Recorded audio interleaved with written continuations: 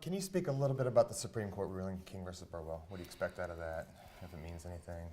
Well, I don't know. I feel like John Roberts might want to try and compensate. I think, regardless of what the decision is, you've got the political landscape and what to do to pick up the mess afterwards. And this puts Republicans in a precarious position because, of course, on my side of the spectrum, at the very far right end of the spectrum, we want a full repeal of this. But once you give people something, it's inevitable, it's a truism, that it's really, really hard to take away. Right. And so the debate right now among the Beltway Republicans is how to provide some sort of cushion should these subsidies be taken away. Right. Okay. How do you see the Republicans responding to that, kind of getting past the party of no, the opposition party label they've been stuck with? Do they have a plan B? There are a lot of plan Bs out there, and I think it's part of the false narrative of a lot of the Obamacare apologists and liberals in the mainstream media that the Republicans have no alternative. In fact, Tom Price has had a plan, even before the Burwell decision was coming down the pike. Bobby Jindal's got a plan out there. And it's a lot less interesting for these liberals who need to continue this facade of the party of no. It's a lot less interesting, compelling, and certainly less politically useful for them to start debating the details of these alternatives. Looking forward, we had Tucker Carlson and Paul Begala here speaking yesterday. It was a great session. Tucker actually said that this could very well be one of the most unpredictable presidential election cycles in a while.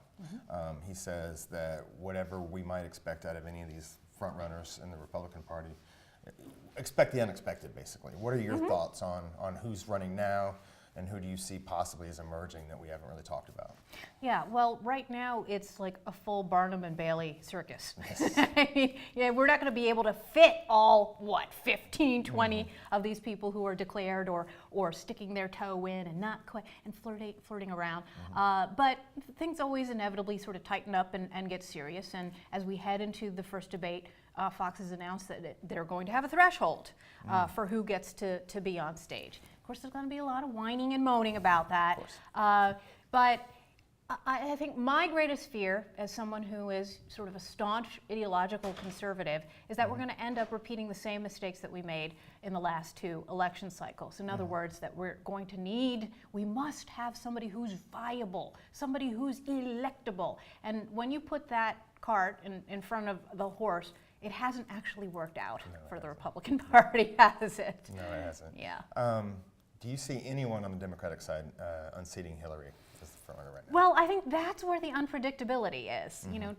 I think it's a lot more predictable, unfortunately, for me, looking at how the big business donors in the Republican Party have pulled the strings that they want Jeb Bush. Right. Now, on the other side of the aisle, guess what? A lot of people have a lot of issues with Hillary Clinton, and I think you could see, one of these outright socialist mavericks, whether it's Bernie Sanders or Martin O'Malley, causing her a lot of problems. Yeah. And I'll just pop my bag of popcorn and watch with a lot of Schadenfreude. Should be entertaining. Thank you very much for your time. Dennis.